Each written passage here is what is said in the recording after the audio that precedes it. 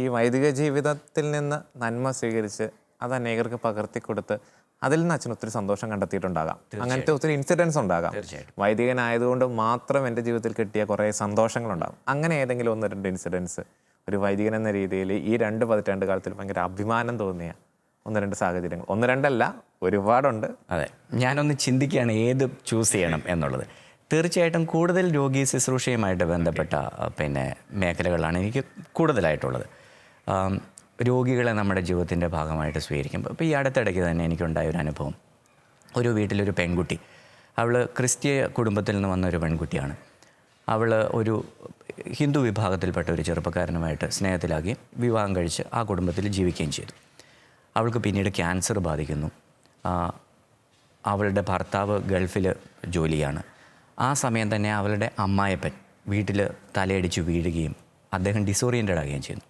ഈ പെൺകുട്ടിക്ക് ക്യാൻസറാണ്, ഭർത്താവ് വിദേശത്താണ്, അമ്മായപ്പൻ രോഗിയാണ്. ഈ സമയത്ത് ഇത് ഞാൻ അറിഞ്ഞിട്ട് ഞാൻ ഈ കുടുംബത്തെ കോൺടാക്റ്റ് ചെയ്യുകയും അമ്മായപ്പനെ നമ്മുടെ സ്ഥാപനത്തിലേക്ക് കൊണ്ടുവരാനായിട്ട് ഞാൻ തീരുമാനിക്കുകയും ചെയ്തു. അപ്പോൾ ഈ പെൺകുട്ടിയുടെ മനസ്സിലുള്ള ആശങ്ക ഇതായിരുന്നു. അവൾ കത്തോലിക്ക വിശ്വാസം ഉപേക്ഷിച്ച്, ഇൻവേർട്ടഡ് കോമൻ ഉപേക്ഷിച്ച് ഒരു ഹിന്ദു ചെറുപ്പക്കാരനെ വിവാഹം കഴിച്ച് പോയിട്ട് നമ്മൾ വൈദികർ അവളെ സഹായിക്കുമോ എന്നുള്ളൊരു ചോദ്യം. എന്നെ സംബന്ധിച്ചിടത്തോളം ഞാൻ പറഞ്ഞു, ഇവിടെ മതമല്ല, ഇവിടെ ഒരു മനുഷ്യൻ്റെ സഹനത്തിലാണ് നമ്മൾ ഇടപെടുന്നത്. എന്നെ സംബന്ധിച്ച് അതൊരു വളരെ മനോഹരമായൊരു ഇടപെടൽ, ഒരു സന്യാസ ജീവിതത്തിൻ്റെ ഇടപെടലായിട്ട് എനിക്ക് തോന്നിയിട്ടുണ്ട്. ഒന്ന്.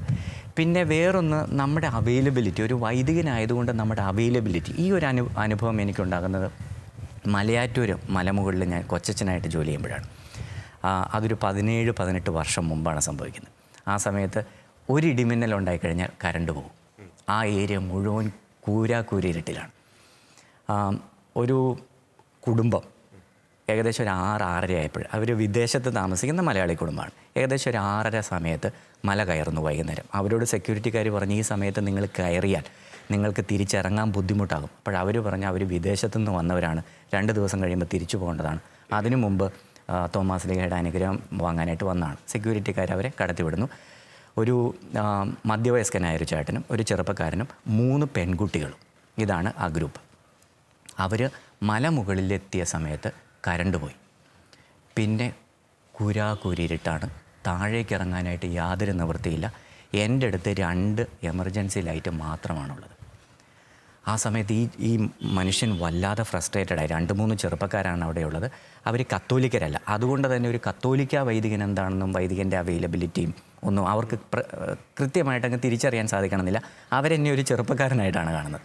അപ്പോൾ ഞാൻ അദ്ദേഹത്തോട് പറഞ്ഞു, നിങ്ങളുടെ സുരക്ഷ എന്ന് പറയുന്നത് എൻ്റെ ഉത്തരവാദിത്തമാണ്. നിങ്ങളെ യാതൊരു പോറലും ഏൽപ്പിക്കാതെ ഞാൻ താഴെ എത്തിച്ചിരിക്കും. ഞാൻ താഴത്തെ പള്ളിയിലേക്ക് വിളിച്ച് പറഞ്ഞിട്ട് ആവശ്യത്തിന് ലൈറ്റ് കൊണ്ടുവരുന്നു. ഇവരെ എല്ലാവരെയും, ഇവർക്ക് വിദേശത്ത് താമസിക്കുന്ന ഇവർക്ക് ഈ കല്ലും ഒന്നും ചവിട്ടിയുള്ള ശീലമില്ല. അവരെല്ലാം വളരെ സുരക്ഷിതമായിട്ട് താഴെ എത്തിച്ചപ്പോൾ അദ്ദേഹം എന്നോട് പറഞ്ഞ ഒരു സെൻറ്റൻസ് ഞാൻ റിപ്പീറ്റ് ചെയ്യുകയാണ്. ഈ മാർത്തോമാ ശ്ലീഹായുടെ ഈ പുണ്യപ്പെട്ട സ്ഥലം കത്തോലിക്ക സന്യാസികൾക്ക് തന്നതിനെക്കുറിച്ച് ഓർത്ത് ഞങ്ങൾ അഭിമാനം കൊള്ളുന്നു. കാരണം ഇവിടെ ഒരു കത്തോലിക്ക വൈദികൻ എല്ലാ സമയത്തും അവൈലബിൾ ആയിട്ടുണ്ട്. ഞാനിത് കത്തോലിക്ക സഭയുടെ മഹാത്മ്യം ഉയർത്തി കാണിക്കാൻ വേണ്ടിയിട്ടല്ല പറയുന്നത്, നമ്മുടെ അവൈലബിലിറ്റിയെ കാണിക്കാൻ. നമ്മൾ എവിടെയും മറ്റുള്ളവരുടെ സേവനത്തിന് തയ്യാറായിട്ട് ഉണ്ട് എന്നുള്ളതാണ് ഈ ജീവിതത്തിൻ്റെ വേറൊരു വലിയ മനോഹാരിത.